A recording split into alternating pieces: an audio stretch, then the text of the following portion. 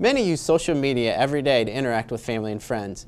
But did you know that someone could use the things you or others post to cause harm?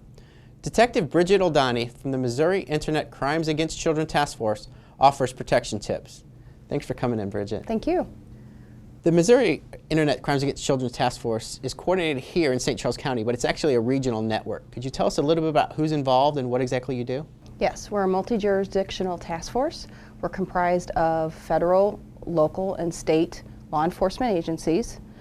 Specifically here in the St. Charles County Sheriff's Department's office, we are comprised of local law enforcement officers, St. Charles County, St. Charles City, St. Louis City, O'Fallon Police Department, Wentzville Police Department, St. Peter's Police Department, Franklin County Sheriff's Department, and Lincoln County Sheriff's Department.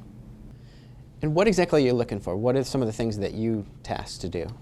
We do both reactive and proactive investigations regarding child exploitation on the internet. So our cases may involve incidents of child pornography, enticement, where an adult entices a child online.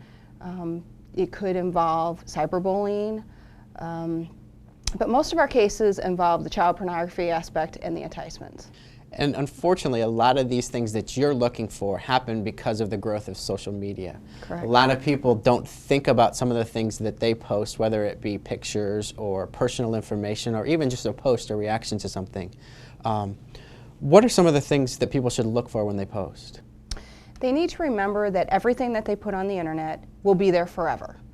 So what they think is fun and cute today, they may not think that 10 years from now. So especially when you're talking about the teenagers, they need to keep that in mind because that could be used against them when they're applying for colleges or jobs down the road.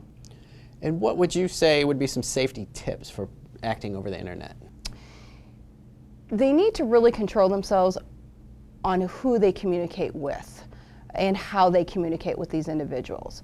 If it's somebody that they normally see on a day-to-day basis, then they are a little more restrictive on how they act and what they say because they know they have to see that person daily.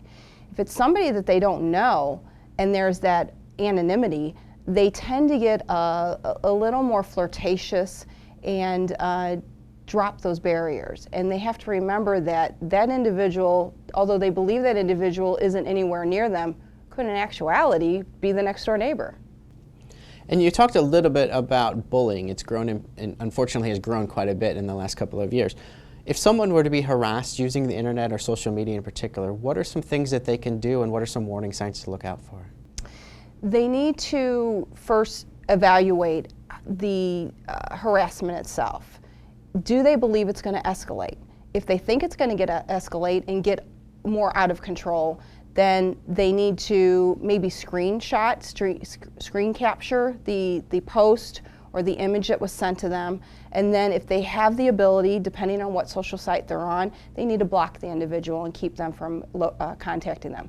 If it continues, then depending on if it's an adult or a child that's receiving these posts or messages, they may want to reach out to their local law enforcement to see what is available to them. It depends on the severity and how far it's gone on whether or not there's actually a law that will cover it. And if somebody wanted a little bit more information about what you do or something, just the general topic in general, where could they go? They can go to the Missouri Internet Crimes Against Children website, which is www.moicac.org. That will give you more information about our task force, and it also has links on there to the National Center for Missing and Exploited Children's website and other good resources. Thanks so much for coming in today, Julia. We really appreciate the information. Thank you.